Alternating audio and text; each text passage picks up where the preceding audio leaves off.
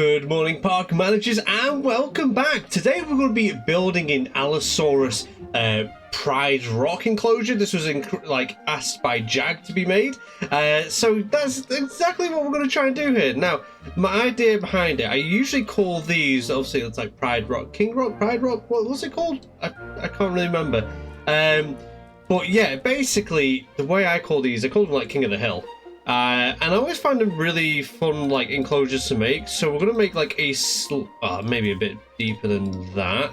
We're going to do, like, a trench at the front.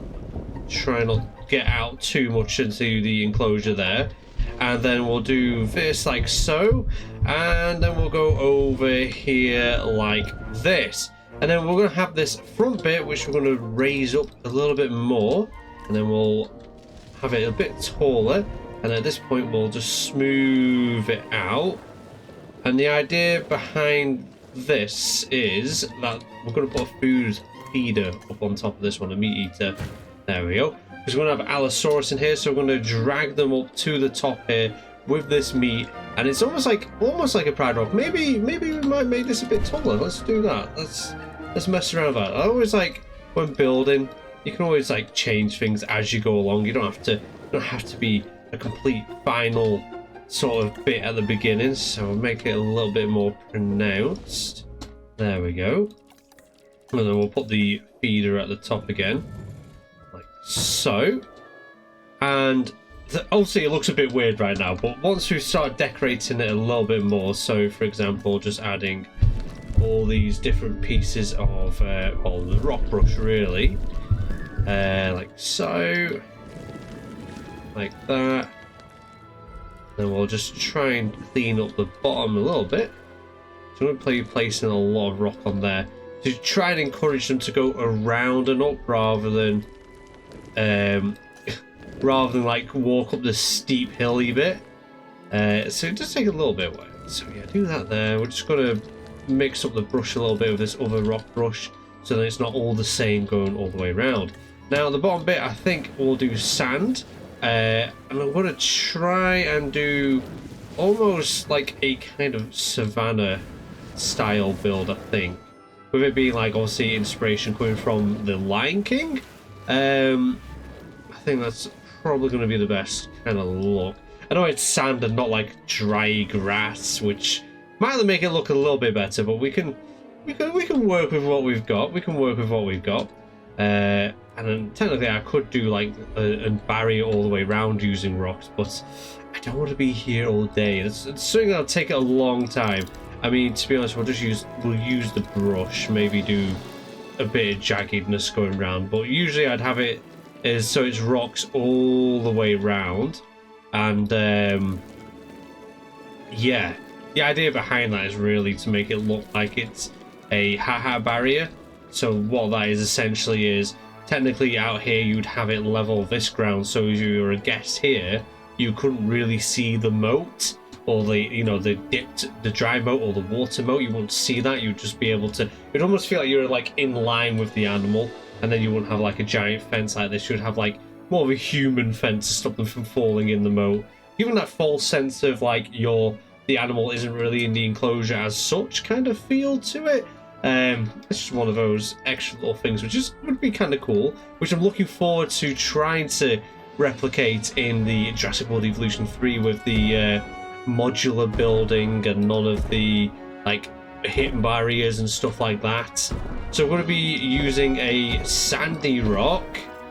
Alright, so we're back now, and just to make it like, I made it a bit quick, I cut it out so it was easier for you guys, so you didn't have to watch me place loads of rocks. Now what I did was I just used a sand brush and just gently tapped it on the rock brush here to try and help blend in these like giant sandstone rocks with the rock brush that is on the tropical map that we're building this. Honestly, I'm happy with the look of this. We now need a water source. Now I'm going to put a water source in this corner over here. Now the idea behind it is it's going to make the enclosure get used more. There's more footwork in there because the Allosaurus will have to come over here for a drink, and then they'll have to go all the way around and up here to then go and get their food, making them use the whole of the enclosure.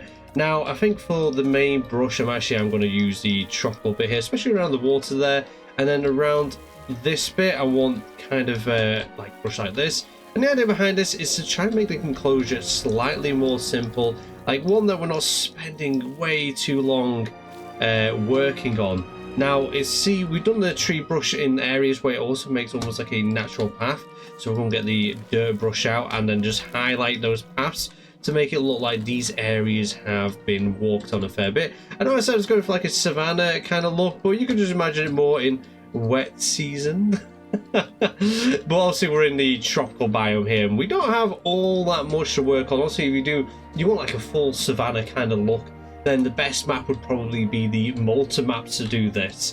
Now, so we've done this, I've got all these trees here. I am going to add a few trees down below and mix in with the tropical trees so it kind of all fits, and we are going to be using the Malta trees here. So I want this one here. I'm not going to use the lower down bushy one. I kind of want to add somewhat these ones. They almost have like a savanna kind of look to them. Someone's got low health for some reason. So yeah, I'm going to use that one. So yeah, do that. I honestly feel like the Malta trees do have a more of like a savanna feel to them when you look at them, especially these trees, not the olive trees. I don't think they have much of a savanna kind of look to them. Maybe I will use one of these up here like so. And it gives me like having the trees up here like that reminds me of that one point on the island on Ark. That kind of bit. I think it's on like the east coast, if I remember rightly. But yeah, I'm going to add a few of these trees. We've got obviously random rotation on to try and make the trees feel a little bit different from each other every time we place them down. Do trees like that. There we go. So on this bit here again, because I wanted to make it look like they've walked on this bit a fair bit, so we'll go back to the brush and we're just going to gently make a path through the sand. I'm not entirely too sure what I might do with the sand yet. I'm kind of thinking maybe a long grass brush to kind of just sort of mix it up a little bit, like, because it grows. I say low, it's this brush here because it kind of has these really long kind of brushes. I think mixed in with the sand helps kind of cells. I say kind of. We're using our imagination here. It definitely is a bit limited into what you can do on certain maps, but I feel like adding this long kind of grass-like brush with the sand here kind of does help with making that kind of savanna feel with what we're trying to achieve as best as we can within the game, as I like to say. So yeah, we'll do that there. I think I will add the odd rock to the side here so it doesn't look too weird. Obviously we have all these here, but we'll add the odd sand, the smaller sand rocks into our savanna bit, but then on our barrier I will add the odd tropical rocks. Obviously that's the rock of the map. We'll get rid of that one in the middle. Do that like so. There. Because obviously it looks kind of weird having all these rocks this side and then absolutely nothing around the edge where it is actually dipped. So we'll add a little bit here and there. Just adds like a little bit of extra flavour to your build. Right, let's get ourselves the tropical rock. I'm only going to use the small rocks like this, just here and there. I'm not going to do it so they can't walk up on there. If they walk up on there, it's not going to be the end of the world. It's not. Maybe add the big rocks in the corner. So just do the odd one here and there. Wants a blue moon kind of like vibe to it.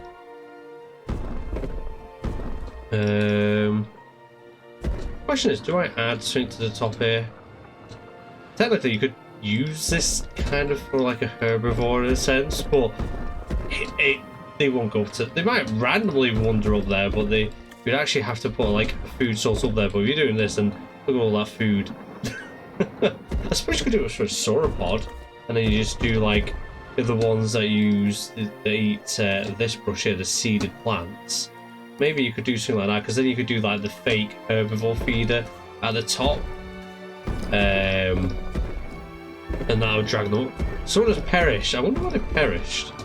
Like each of these enclosures, by the way, do have food in them, but sometimes something just randomly happens where I'm guessing it got stuck, is what I'm going to guess.